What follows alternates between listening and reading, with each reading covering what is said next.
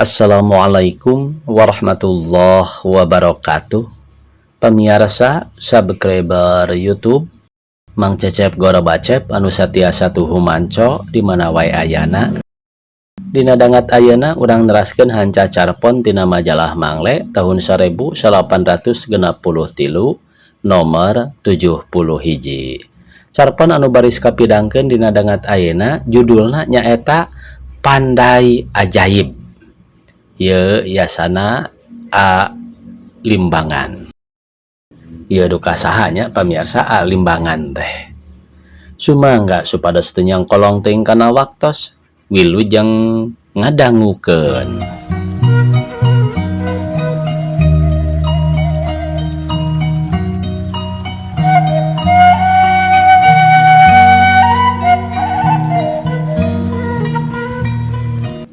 Di salah sahiji kampung Arab aya tukang pandai anu sakti. Mandaina teh tara make panyapit atawa panyempal, cukup ku dicomotan bae ku leungeun. Sakitu saban poe kitu gawena teu ieu ngarasaeun panas. Sumawon mun tarutung teh mah tina kituna eta pandai teh jadi kamasyhur. Kacarita aya hiji jalma ti mancanagara ngahaja datang ka tempatna eta Ki Pandai Sakti lantaranana hayang netelakeun beja-beja anu datang ka manehna. Manehna teh hiji jalma ahli ibadah ka pangeran, hayangeun pisan terang kumaha ibadahna Ki Pandai. Ceuk sangkaanana mana Ki Pandai corkul adat oge alias luar ti adat biasa, tetehla lain jalma samanea tangtu luar biasa ibadahna. Nepi ka seuneu hurung besi ruhai menang meleman ge teu aya matakna. Barang eta semah geus datang ka gosali Ki Pandai kasampaknya bae nu mandai teh ajaib dina peta-petana. Ngasurkeun seuneu geus matak helok, malah ruhak hurung teh dicomotan kitu bae, nyekelan besi anu beureum menang meleum nya bae teu kucacapit sarta tuluy sok dipeye-peye ku leungeun cara budak nyogotan porang.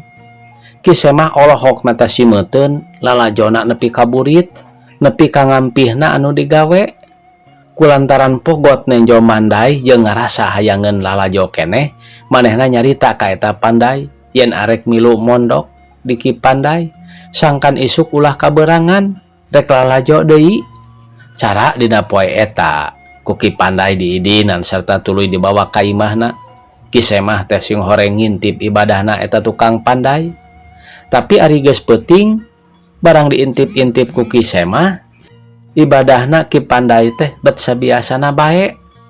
Malah ngan saukur ngalampahkeun salat fardu sarta mun dibandingkeun jeung laku lampahna sorangan dina ngajalankeun sujud ka anu agung, Ki Pandai teh loba kurangna.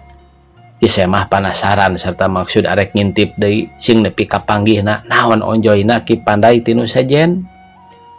Isukna pas sore sanggeus tamat sapoe jeput lalajo mandai cara kamarina, pok deui Ki semah teh nyarita yen rek milu deui mondok.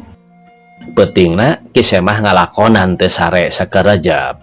Ki Pandai teu dilesotkeun tina panenjona, diintip usik malikna, ditinggal paripolahna ibadahna. Ki semah beki heran lantaran peuting eta Ki Pandai teu kurang teu leuwih ti ibadah anu sahinasna pisan.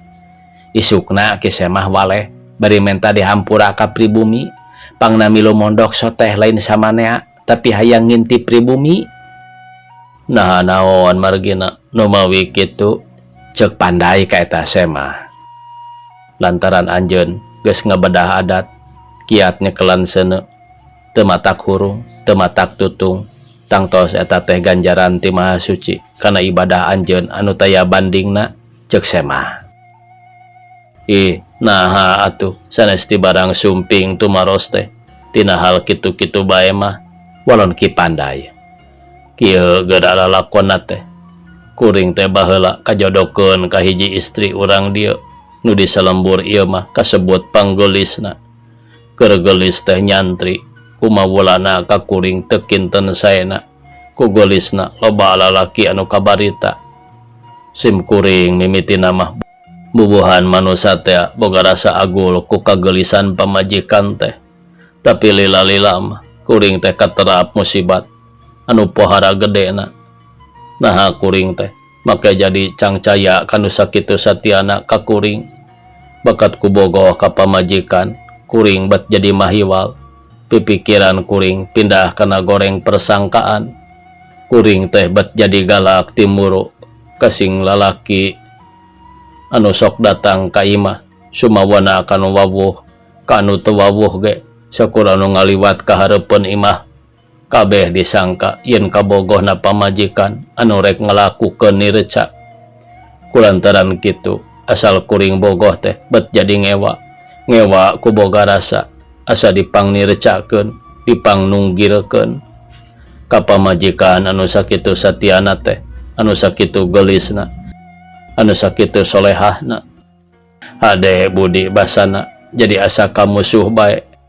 Saban poe ku kuring dicarekan disangka teu uni disebutna oge manehna teh si nyolong bade. Malah mindeng disiksa sagala. Dina kaayaan kitu loba tatangga anu ngelingan ka kuring. Bubuhan kuring keur kasupan setan taya papatah anu didenge. Malah antukna pisan mah kasing saha anu rek bela ka pamajikan anu geus teu wala kaya teh keuna kusangkaan kuring. Dianggap yen kabogohna ngun lalaki ngun awewe dianggap nu sarua tukang nirca. Kasakit kuring teh wubuh maceh, tapi pamajikan dikitukeun teh teu siga-siga susah tetep sumujud. Musibat kuring beuki rongkah ku ayana pamajikan tetep rendah teh. Sangkaan kuring beuki goreng nyangka-nyangka yen pang kituna teh bakat ku hayang ngalebur dosa atawa hayang dihampura tina lakuna nu nireca. Dina hiji poe pamajikan kuring disiksa nepi ka pada ngadeg-deg ku tatangga-tatangga sarta ditanya ku ahli kaum hakim agama anu ngahalangan peta kuring jeung nulungan pamajikan. Terus mariksa kunaon pangna kuring tepi ka kitu. Ganjangna carita sanggeusna ku kuring ditetelakeun tina persangkaan kuring, pamajikan oge dipariksa rumasa henteu. Bari sujud pun bojo teh jeung nyebat asmana Gusti anu agung. Maningon cerang sorana ngawalon pamariksa hakim yen manehna wani disumpah tina teu rumasa bengkok sembah kanu jadi panutan nyaeta kasalaki. Sajabana ti pangakuan pribadi pun bojo nuduhkeun saksi-saksi anu nyaksian sapopoena kana laku lampahna nyaeta tatangga-tatangga anu tarerangeun kumaha sumujudna ka salaki jeung ibadahna ka pangeran. Ku hakim kuring dipapatahan, tapi isukna kuring sorangan datang ka hakim menta supaya pamajikan kuring disumpah. Saur hakim, upama anjeun tetep dina sakwa sangka kitu sarta pamajikan anjeun oge tetep teu rumasa aya dina laku lampah sakumaha persangkaan anjeun, duanana kudu wani disumpah nyaeta dilian, disumpah bari diungkulan kitab suci di mana duanana geus wani dikitukeun. Hakim aya hak mutuskeun ka anjeun kudu pepegatan laki rabi beak talak anjeun teu bisa ngahiji deui dunyana akhiratna. Dasar kuring anu keur nincak dina kaiblisan teu mundur salengkah wani dilian sarta menta saharita dijalankeun. Kumaha di pamajikan manehna sujud kana dampal suku kuring mun tangan sangkan kuring ulah nekad kitu ulah katutuluyan dina goreng panyangkana. Bari ceurik manehna teh menta sangkan kuring narik deui pamenta tadi kanu jadi hakim. Kuring dikitukeun teh lain watir lain eling tapi asa yakin yen manehna teh sieun disumpah. Kuring asa menang sarta moal nyabut deui pamenta. Pamajikan sesegruk cerik mepelingan bari nyebut Allahu Akbar, Allahu Akbar. Mugi-mugi ieu salaki abdi dilandongan sarta leus bae manehna kapaehan. Nu ngadenge dalah hakimna pribadi cuma limba ningali peta pamajikan kuring kitu. Komo para wanita mah loba anu ting salegruk cerik tina yakin bersihna pun bojo tapi kuring tetap hayang geradilian. Gancangna carita kuring disumpah pamajikan najan barinah naik daya tangan pangawasa ngabela kasucian anak oge kapaksa narima kana pamenta kuring disumpah tanda yen terumasa bengkok sembah beres sumpah surah hakim ka kuring ayeuna ieu istri anu saleh lain pamajikan anjeun deui geus pegat laki rabina jeung anjeun ku disumpah tadi geus dipegatkeun ku hakim sarta teu meunang ngahiji deui ka anjeun dunya akhirat pipisahan. Kuring ngarumpuyuk kuping kasauran hakim teh tapi kadong dora da putusan geus tumiba. Saharita kuring menta hakim supaya kuring bisa ngahiji deui. Saharita leungit sangkaan kuring nu goreng teh sarta menta dihampura ka popotongan anu masih keneh ngagoler karek eling tina kapayahanana. Kuring hujan cipanon popotongan anu katenjona leuwih mancur cahayana pon nya kitu. Tapi iwal tingah hampura mah ka kuring manehna nolak kana ngahiji deui mah lantaran geus keuna keputusan hakim ku jalan dilian teh. Popotongan jadi sehat deui kaayaanana. Tapi kuring lantaran kaduhu ngagugut teuing nafsu tuluy kagegeringan. Lila-lila sanggeus kuring cager deui badan kuring sehat deui iwal tinguluwot hate teu weleh kaduhung ku kalakuan tadi. Teu lila ti harita di lemur ieu aya paceklik loba pakir anyar-anyar nu malu sapir di antara nu daratang ngerenta tedaeun katenjo popotongan kuring manehna maning ngempur awahing ku bersih tanda yen tarat nunda ibadahna tapi kaayaan badana mata kuatir lantaran kurang nada. Manehna teh geus teu indung teu bapa estu nu gelis pisan bari teu daekeun deui boga salaki. Ku kuring geuwat disampurkeun bari diuwah aeh diaku dibarengan ku pangharapan sugan-sugan manehna daekeun deui ka kuring. Tapi kumaha jawabna? Hirup kuring geus ngeunah kadua Gusti Allah. Jadi moal boga deui panutan nu sifatna salaki dalah kasaha bae oge. Sumawon ka anjeun mah nu geus dihalangan ku putusan hakim. Ku kuring dibibita ku tedaeun jeung ku harta banda sarta totomplokan sumpah ka manehna tina hayangna deui ngahiji. Tapi manehna tetep nolak. Dibere oge panghajatan ti kuring katedaan sarta dititah saban poe supaya datang neda di kuring. Manehna nolak sarta pokna kuring moal bisa nenda pamaparin anjeun lantaran pamere anjeun mah dibarengan ku hate anu teu ikhlas dipake bumbu pangarahan sangkan kuring pecat iman ngalanggara patokan agama. Bari rumanggieung lantaran lapar manehna indit deui ninggalkeun kuring sapanjang katenjo mah rentang-rentangna sanajan jauh ku kuring dituturkeun ku paninggal bari rambisak cipanon watir ningali warugana nungan kari kulit jeung tulang. Ingat-ingat kuring geus diimah pada mayang lantaran kuring kapaehan di buruan imah. Tidinya kuring jadi gering nangtung kasuat ku popotongan anu geus nembongan turuk kitu kaayaanana.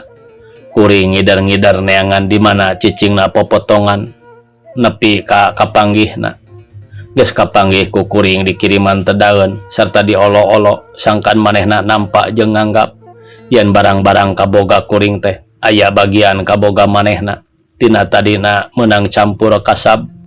Maksud teh nyaeta rek ngalindekan tapi tetep ditolak bae bari ngomong kieu sapanjang anjeun aya manah serong ngaharep pamalos budi ti kuring nepi ka kuring daek deui ngahiji ka anjeun eta pamere anjeun haram ditedana.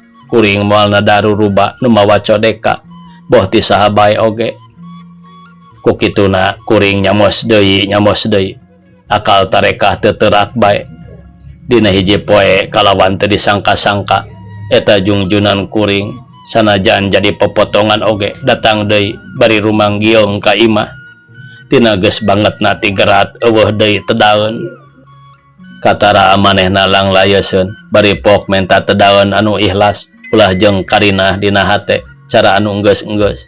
Basana teh kieu tangtu anjeun terang yen kuring teh lapar tina geus lila teuing teu nada-nada. Tapi sanajan kitu pikeun kuring mah kajen paeh lang layeuskeun batan nada barang riba dieusi karina jeung pangruruba.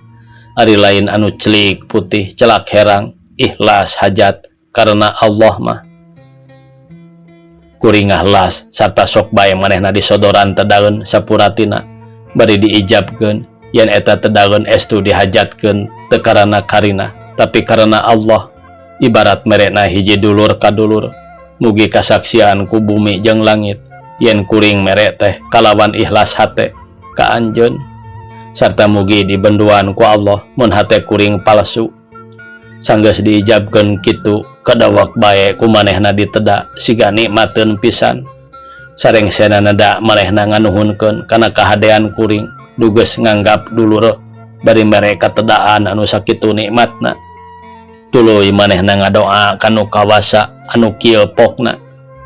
Duh Gusti, mugi-mugi ieu anu mere katedaan kalawan ikhlas teh kasim abdi disalametkeun ku gamparan tina seuneu dunya jeung seuneu akhirat. Kapangaruhan ku eta kecap panadana kitu ka kuring lir aya tanaga gaib anu nitah ka kuring ngalieu ka hawu nenjo seuneu. Dumadakan seuneu teh geus ambaraya aya di luareun parako. Memang salah ti tadi teu diasurkeun heula suluhna ka jero hawu. Kuring lumpat moro seuneu bisi kumaha onam. Mangkaning usum katiga entrak-entrakan sagala garing mana musim tigerat oge. Ajaib si seuneu teh bet heabna kana badan tiis. Lain panas sakitu ngababala teh. Lengan kuring dideketkeun kitu deui babagian badan sajena kana seuneu nepi ka diragapna pisan si seuneu teh tetela jadi tiis jeung teu sakara-kara.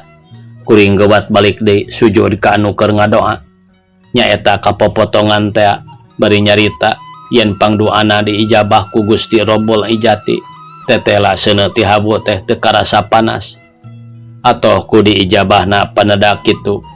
Popotongan nu geus jadi dulur awewe kuring teh sujud deui ka Gusti Nu Maha Suci nganuhunkeun ka anjeunna sarta tuluy munajat deui supaya dicabut nyawana saharita baris ngadeuheus ka anjeunna.